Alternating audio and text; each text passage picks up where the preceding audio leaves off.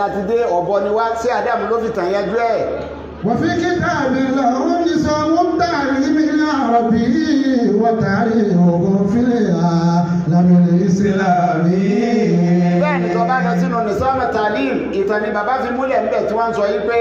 بين الشيخ أن معيشة علماء هذه البلاد. wọ́n jẹ́ oyè wọn ń bẹ̀ ipa àwọn àfáà tó wà nínú ìlú gẹ́gẹ́ bí bẹ́ẹ̀ ìlú wá ṣe rí. جاءت عن طريق الانتفال. ó ní wọ́n dé látara pé kí ni èyí wù tí wàá bọ́ sábẹ́ kan ìtàn ni àmọ́ ti bọ́ sábẹ́ fíkíwù. ipe àwọn àfáà lu wa yìí bàbá ni wọ́n dé wọ́n fìdí ẹ̀sìn múlẹ̀ látara kí ni látara ipe ká máa ṣe al-ihtifal a máa ṣàkójọ a máa kó mọ a máa ṣèyàwó a máa ṣe nǹkan wọ́n sì máa gbowó ń bẹ̀ látara bẹ́ẹ̀ wọ́n fi káwọn ẹ̀jọ́ àbá àdásà látúlẹ̀ látara bẹ́ẹ̀ wọ́n fi káwọn ẹ̀jọ́ bàbá wa má pèjú yẹn wáyé pé. mísìlúlì hakíkọtì. gẹ́gẹ́ bí a fẹ́ so máa ló kọ. wà á kí dùn nìkan yìí. àbá fẹ́ so igi. jàdìsà tó ti ráàyè ìdálé jàkánsá. àbí kò kúkú afẹ́sẹ̀ fìdáwù fún. wọ́n dé ìrọ̀sà yìí. àbí ìkàtọ́jọ bẹ́ẹ̀ táwọn àfáà gbé kalẹ̀ bẹ́ẹ̀. وهذا ليس فيه عيب لأن النبي محمد صلى الله عليه وسلم شبهه بأم موسى.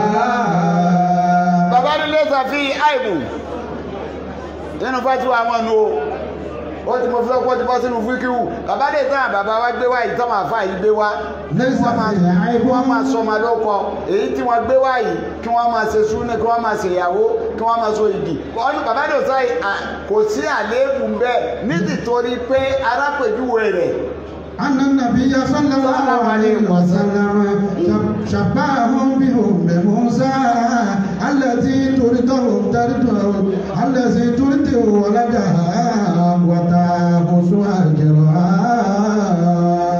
bàbá nítorí pé a rí ìyá Musa Ànábì jọ ìwà bẹ́ẹ̀ ìgbé ìyá Musa ń tọ́ Musa lọ́dọ̀ Fìdíónà yìí sì gbowó. Al-Qur'ani lọ sọ látọ̀dọ̀ Ànábì. وحرمنا عليه المراضع من قبل وقالت هل أدلكم على أهل بيت يكفلونه لكم وهم له ناصحون فرددناه إلى أمه كي تقر عينها ولا تحزن ولتعلم أن وعد الله حق ولكن أكثرهم لا يعلمون. Mọ̀lánà sí Adam radiyallahu ta'ala anhu bàbá ló fi nílẹ̀ fún wa. وفي كتاب له توجيه الدعوة والدعاء. Àwọn tó mú ẹ̀mí pèsè Adam ní sẹ́wọ̀n Islam nù. Tá a bá pe Ibn Taymiyyah sẹ́wọ̀n Islam. Tá a bá pe Ghazali sẹ́wọ̀n Islam. Tá a bá pe Sayuti sẹ́wọ̀n Islam. Látara tí wọ́n ṣe àwọn ṣẹ́ bàbá nì. Tó bá tún wà lọ sínú tíra àwọn tíra dáwà wọn. توجيه الدعوة والدعاء. توجيه الدعوة والدعاء. لقد وجه الشيخ علماء المسلمين إلى حقيقة الدعوة الإسلامية. Baba place gbogbo àwọn àfáà tí wọ́n jẹ́ àwọn àfáà dùhátì wọ́n dájú wọn kọ̀nà bó ṣe yẹ kí dáwọ́ orí lásìkò wọn bó ṣe yẹ kẹ́ máa jíṣẹ́ ọlọ́wọ́ bá nìyí. وَأَزَّرَهُ مِنْ أَلَّا يَتَّخِذُوا كُلَّ شَيْءٍ بِدْعَةً. Bàbá wọ̀nù wọn bàbá ní ẹ ṣọ́ra látara pé kẹ́ ẹ máa pe ọ̀pọ̀lọpọ̀ nǹkan ní bídíà kí wọ́n bẹ̀rẹ̀ lé kẹ́ ládàádálẹ̀ ni kí wọ́n bẹ̀rẹ̀ tọ̀hún kẹ́ ládàádálẹ̀ ni bàbá ní ẹ ṣọ́ra ń bẹ̀ inú tíra àwọn lọ́wọ́ àkọọ́lẹ̀ wọn ni. لأنه محاربة للبدعة أحيانا قد تؤدي إلى محاربة السنة. Bàbá ní tọrọpọlọpọ ń jọ mi bídíà lánàá àlàfẹ́ ṣe ní àràmù àfẹ́sẹ̀ nǹkan ní àràmù pé bídíà ilé yóò sì máa lọ tìwá síbi ká tún wá bí súnà wó. mínísítì láyé tìrí sọ̀rọ̀ ìbò dáwọ́ ti. inú tíra yẹn wọ́n kò pé bẹ́ẹ̀ ni bàbá wa púrúfù ẹ̀ bàbá lápèjúwe ní gẹ́gẹ́ bíi tẹ̀sùbà ká ní tẹ̀sùbà fífà bídíà ni bàbá ńlá tàràpá fẹ́ bí tẹ̀sùbà dànù pé ká má fa tẹ̀sùbà mọ́ á wà bí tí wọ́n fífà gan dànù àsìkiri ọlọ́run ọba tí wọ́n fi ń dárúkọ ní àwọ̀ àbí wo.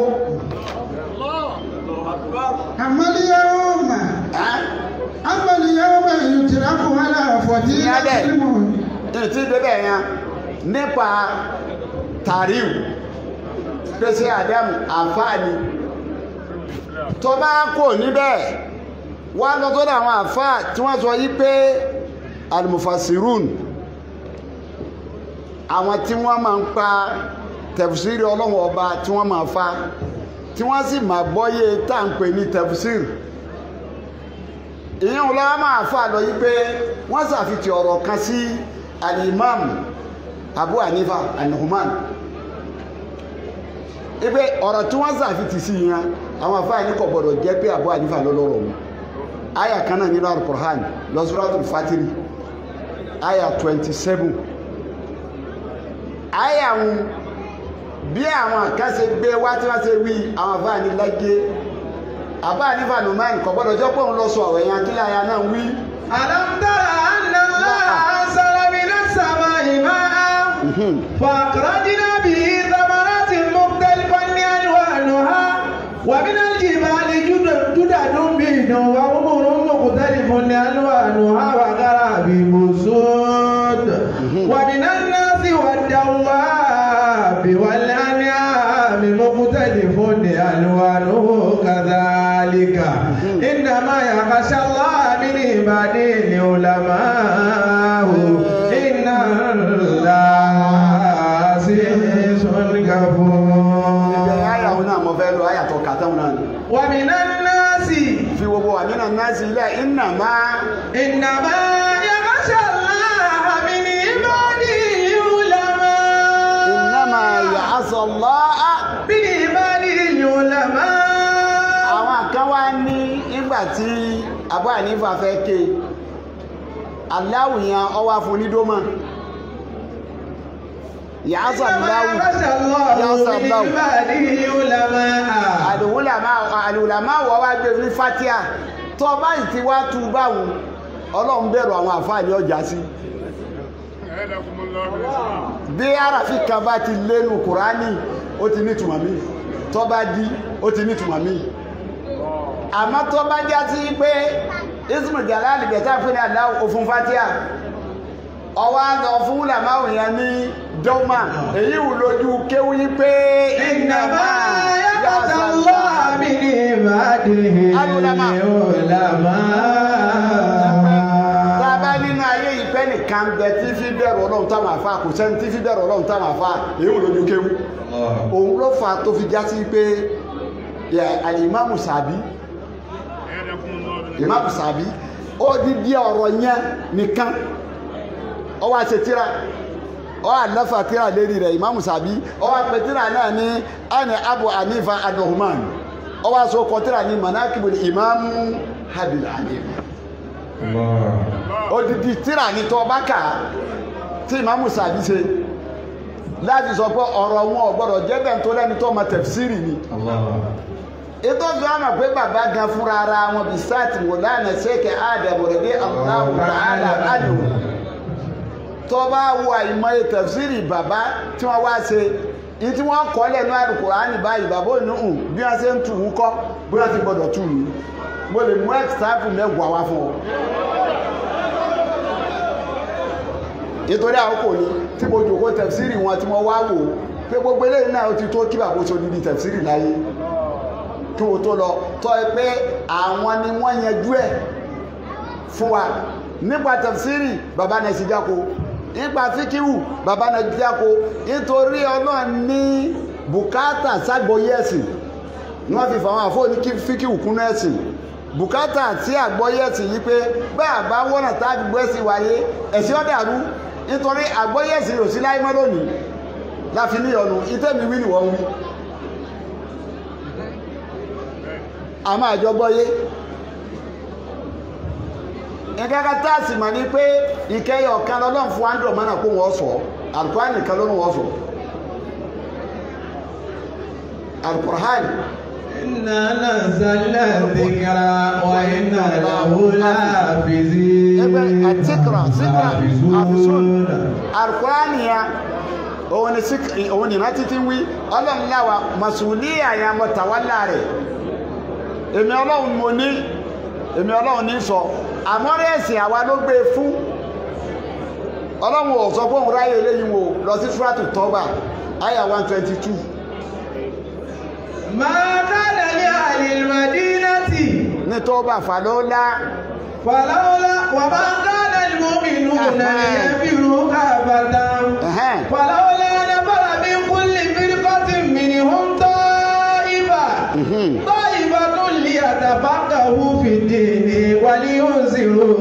قومهم إذا رجعوا إليهم لعلهم يحذرون. يتفقهوا في الدين. ọ̀rọ̀ àgbọ́yé àwa ló ní àwádìí ẹ̀ kò wá sẹ́ni tó lè gbọ́yé àfahàn fùkàá àpèjúwe ẹ̀ tó fi mà pọ́rọ̀ àgbọ́yé ọlọ́run ló ní àmáwa ló ní àṣìṣẹ́ lórí ẹ̀ òun ni ìmáàmù Málìkì ìjọ tí wọ́n ní arábìnrin kan kú wọ́n wá wẹ̀ ibi títí wọ́n ń wẹ arábìnrin yẹn lọ́wọ́ ọwọ́ rẹ̀ wá jì sínú ojú ara obìnrin nìkan jáde mọ́ wọ́n wá ṣe gbogbo ohun téèyàn ṣe ọwọ́ wọn jáde Imam Málíkù àgbàfáàsì ni ó tó wà fil Madina wọ́n á lọ bá Imam Málíkì pé aré mọ̀ kí láṣẹ sí Imam Málíkì wá dákẹ́ sí Imam Málíkì ní ẹ bá wọn lọ sínú Kùránì kí ni ádù ẹni tó bá kúrò ọ̀sìn náà máa yàn orí bẹ́ẹ̀ walladhina suratu Nuru wọ́n na ẹlẹ́gbà yẹn báyìí dé òun ti lọ bí ayé Al-Kùránì pé ìdájọ́ Ọlọ́run gbogbo ẹni tó bá kúrò má adélébọ̀ lóbìnrin tí ó sì rẹ́rìí wíwá tó ló ṣe sí náà فاجلدوهم 80 جلدا. فاجلدوهم 80 جلدا.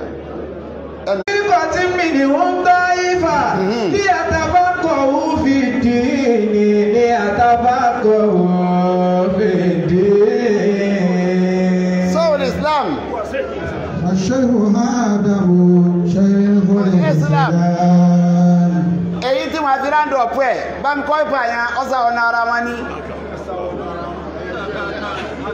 èyí tí wọ́n wá fi ráńdọ̀ ọ̀pọ̀rọ̀ náà òun ni kí ni ọ̀dọ̀ látara.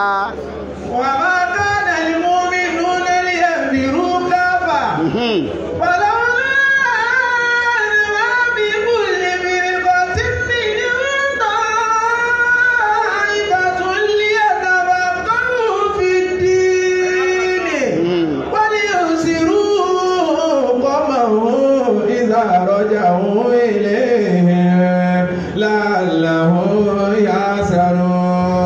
èyí tí wàá fi ráńdọ̀ pẹ́ ọ̀rọ̀ wọn lọ̀rọ̀ táwọn àjọ̀gbọ́n wá sọ yí pé al-Islam èyí ò ní ọkà wọ́n àṣàrò ìwúlàmọ́ ìfi túnlé àná sí wípé ẹ̀sìn wà yìí àtẹrípa àwọn èèyàn nínú gbèsè ayé àwọn èèyàn yìí. يقول العلماء أن الناس في الدنيا يعيشون فيموتون. àdámẹ́nu tọ̀bíyà ni ọmọ èèyàn wáyé ọ̀sẹ̀ ni yóò ti kó bẹ̀rẹ̀ ní àsìkò àníkú rẹ̀ mọ́. ولكن العلماء ليسوا هكذا. ọ̀nà àwọn àfọ̀ òrí báyẹn o.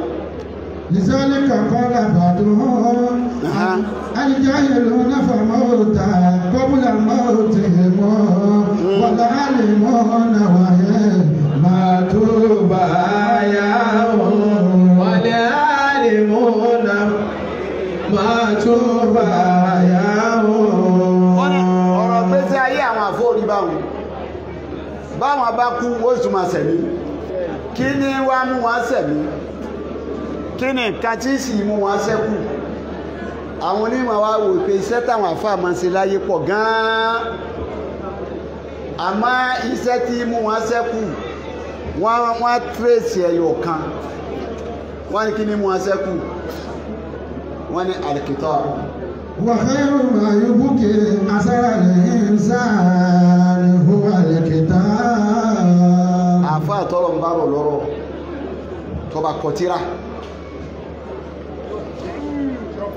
tọba kọtíra yàtọ̀ fún pé alọ́mọkéwú rẹpẹtẹ tọ́lọ̀ wá rọ̀ lọ́rọ̀ tó lè kọtíra tó fìdí ọ̀rọ̀ múlẹ̀ àwọn àfáà ní ọ̀sẹ̀ kù nítorí ọlọ́run ló jẹ́ àmọ̀ yìí pé àmì àkìtáàbù gẹ́gẹ́ fúnra ara rẹ̀ tíra wà ní tí mú yàn sẹ́kù kí lọ́lọ́run ọba wí pé lọ́dọ̀ Musa máa fẹ́ mu wá lára àwọn mẹ́rin ọ̀dọ̀ Musa ẹ̀yọ̀kan nìyẹn ọ̀dọ̀ Isa ẹ̀yọ̀kan nìyẹn ọ̀dọ̀ Ànábì Muhammad sallallahu alayhi wa sallam. واذكر في الكتاب إبراهيم. bàbá àmàtí lọ́bẹ̀ yẹn lọ sọ́dọ̀ Musa. وفي شأن سيدنا Musa alayhi salatu wa salam. Ayé Al-Qur'ani tọ́nà ọba wí nípa Musa alayhi salatu wa salam. Musa tíra lọ́lọ́ gbà ló torí ẹ̀ lọ mí káàtì. Lọ́lá tíra kí ni ó mú Musa ṣẹ́kù. Tíra lọ́sí ànábì Ìsá kù. Tíra lọ́sí. في شأن سيدنا عيسى عليه السلام قال تعالى إني عبد الله آتاني الكتاب وجعلني نبيا. Bẹ́ẹ̀ni tó bá lọ́dọ̀ Ànábì Muhammad sallallahu alayhi wa sallam tíra ní Musa kù kí lọ́wọ́ bá nípa Ànábì Muhammad wà lọ́kọ́dẹ́ àtẹ́nà. ولقد آتينا كتبها من المثاني والقرآن العظيم.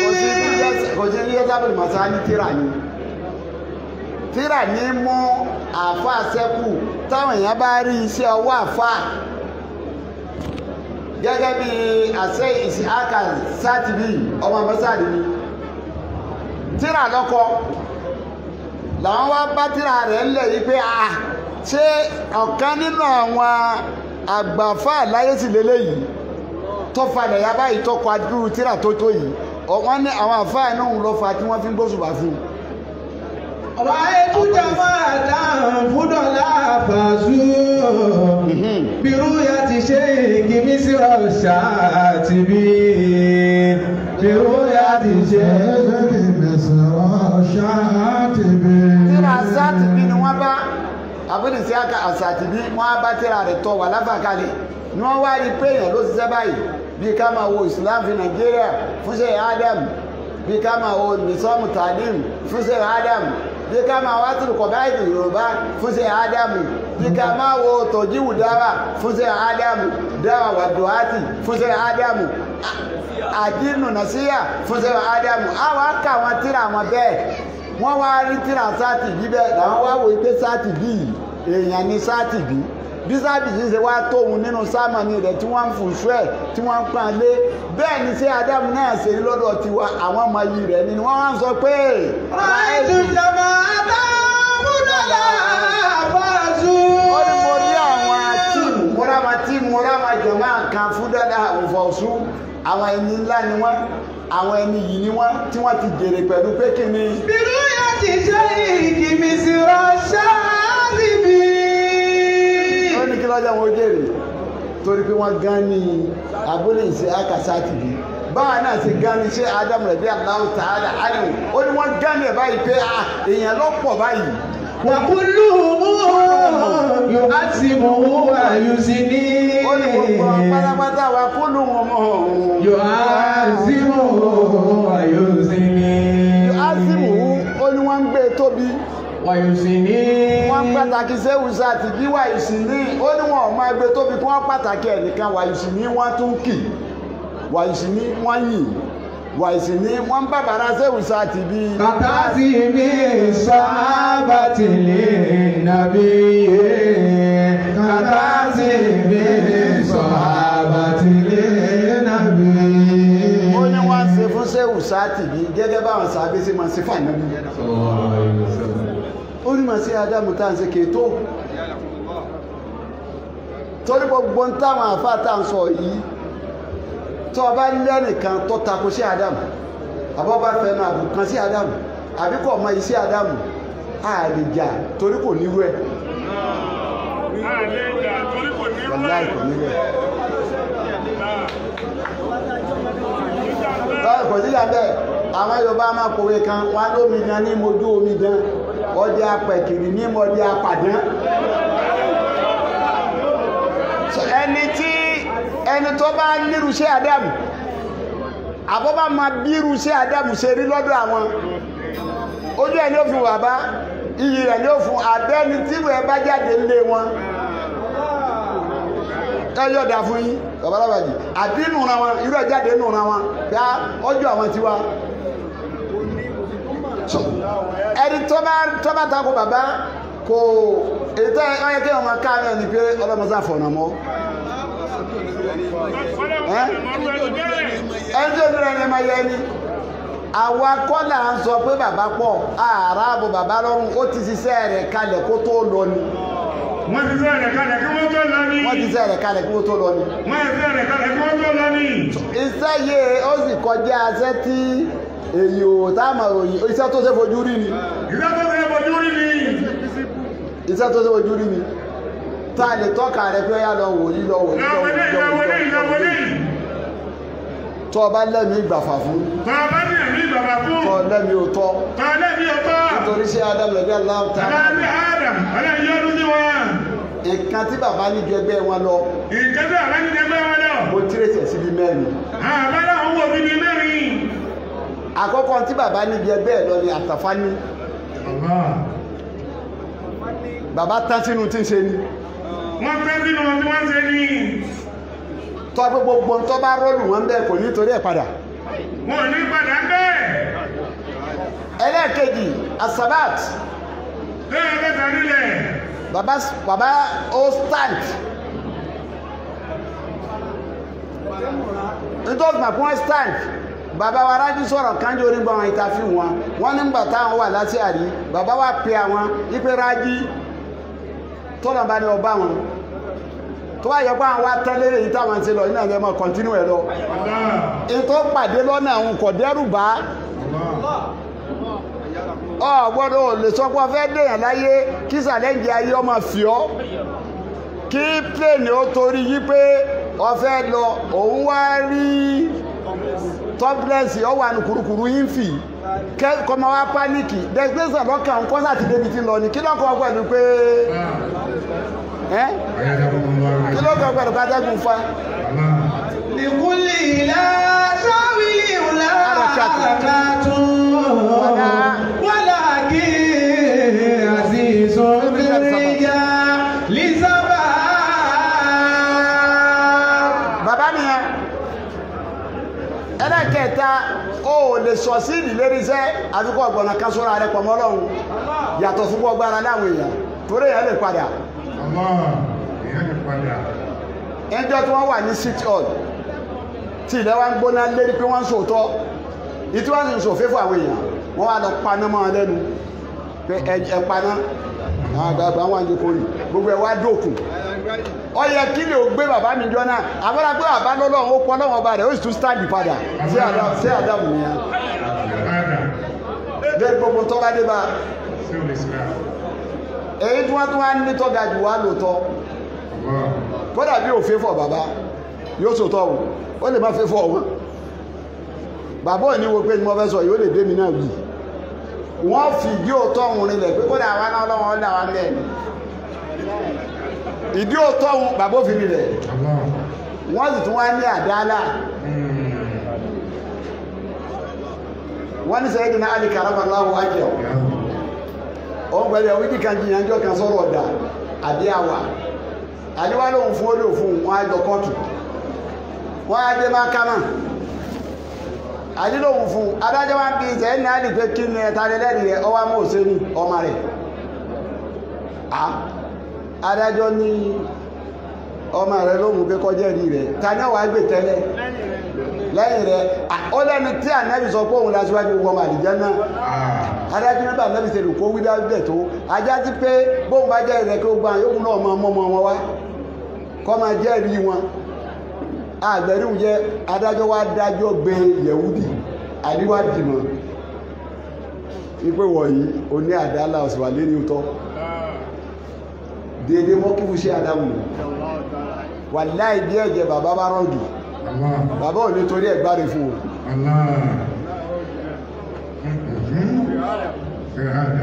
ẹ̀jẹ̀ wá tẹ̀ kákájọ́ kan ó lu ọmọ kan náà wà fún àwa ó lu ọmọ wọ́n wá rìpọ́tù bàbá sórí àwálọ́lọ́ ẹlọ́fọ́lọ́pàá mú ọ yẹ kí wọ́n gbé ìjọ náà ní wọ́n gbé ṣé Ádámù nìyà èyí tó wá ara lọ gbogbo ẹ̀ pátápátá òwò ara nìyà àwọn ọ̀dọ́ náà láti máa àwọn náà sọ pé ìgbà yìí tàrà máa fi ìjọ mẹ́rin wọ́n ní ìyá tí àhásábì ní ìyá àti kọ́ ọ̀sà mọ̀já sí yá àhásábì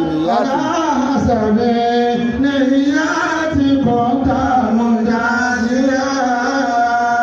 ṣé Ádámù lọ sọ bẹ́ẹ̀ fúnra wọn pé wọ́n lọ́wọ́ ra wọn orí jíjò lílo ọkà wọn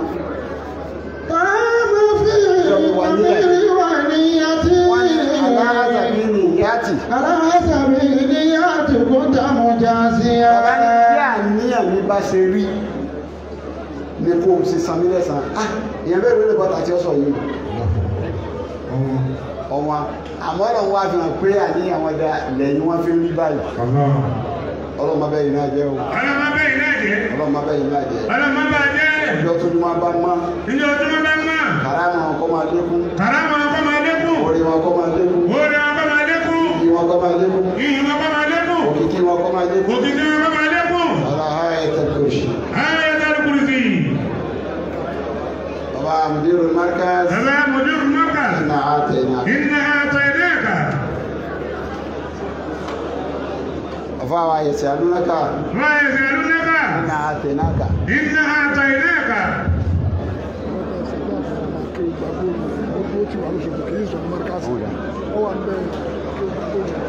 gbogbo àwọn tó wá bẹ̀rẹ̀ látọ̀dọ̀ àfáwà àṣẹ́yò ọlọ́run darí ilé ní dáadáa àfáwà akéwùgbà gold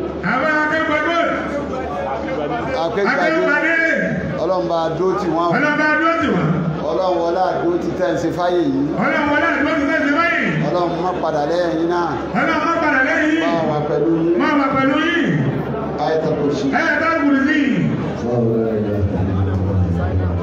وعفاوى مركز إنا أعطيناك ماما أتي بابا تلو بابا شيخ آدم بابا شيخ آدم قل الله بسم الله بسم الله الرحمن الرحيم قل الله بسم بابا شيخ يعقوب بابا شيخ pẹ̀lẹ́pẹ̀lẹ́ bá mójútó wọn لإيلافي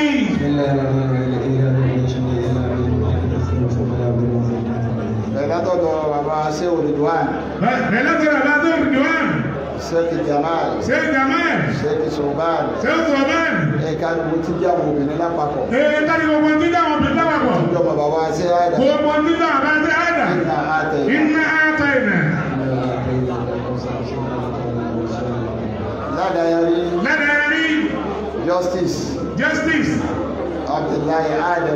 Abdullahi Adam tọ́lọ̀ ń sẹ́tẹ̀ fi pọ́n wálé tí ọlọ́run bá tẹ̀lé pọ́n wálé ọba tó fi pọ́n wálé má tó fi bú wa o má fi bú wa ọlọ́run má fi dójú ti wá o má fi dójú ti wá má jẹ́ wọ́n ṣiṣẹ́ sí lọ́rùn àwọn tó ti lọ àyèwò tí wọ́n sọ̀kalẹ̀ pẹ̀lẹ́pẹ̀lẹ́ wọ́n dáhùn tó lọ àyè náà tó sọ̀kalẹ̀ pẹ̀lẹ́pẹ̀lẹ́ lọ́jọ́ náà lọ kọ́ sọ̀kalẹ̀ pẹ̀lẹ́pẹ̀lẹ́ ayatul kursi àwọn ọmọ wa gbà lákùté bẹ́ẹ̀ ọlọ́run báwa sí wọ́n pẹ̀lẹ́pẹ̀lẹ́ májọ wọn láti síwájú lánàá àwọn ọmọ wa ń sùúrù lérè báwa sí wọ́n pẹ̀lẹ́pẹ̀lẹ́ wọn láti síwájú ayatul kursi owó àwọn tó ti lọ lẹ́ni màmá tí wọ́n sẹ̀sẹ̀ lọ báwo pẹ̀lú sùúrù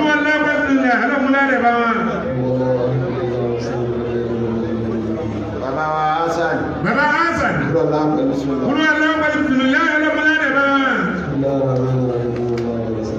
Allah tana majana اللهم ارزق الفقراء سيادتها في علم كفايتها في رزق سيادتها في بدن توبة قبل الموت روحة عند الموت مغفرة بعد الموت يوم السعادة سرى والنجاة وعيسى يا تفضل ونصار وانت العليم يا أهلك الموت ويا سامع الصبر اللهم اجعل معبود في كل موت كانك ومرادي وسداتي وفقد معينين اللهم علمنا حقا حقا وارزقنا اتباعه وارنا الباطل الباطل وارزقنا اتباعه ولا قول عين ولا عباده ولا حديث وما يام لا بد سبقت كلمات العباد المرسلين وهم المنصورون وان بدنا اللهم اجعلنا اسالك الله وبيتك الواسع bàbá wa wílé márùn wọn fún àmúra ọlọ́sọ ìpadà láyọ̀ ayatul kursi subhana rabbika rabbil izzati amma yasifun salamun alhamdulillah.